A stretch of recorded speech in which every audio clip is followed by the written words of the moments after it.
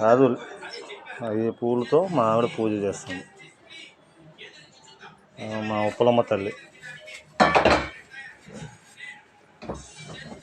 సుజీ ఎన్ని రకాల పూలు పూసే, ఎన్ని రకాల పువ్వు మొత్తం?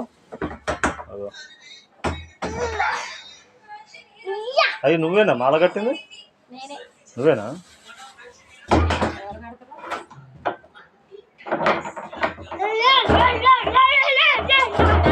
ఆగు డాడీ, చికాకు చేయకు. మా ఇంట్లో అన్ని రకాల పువ్వులు ఉంటాయి. మా దానిమ్మ చెట్టు, ఎన్ని దానిమ్మకాయలు ఉన్నాయి చూడండి.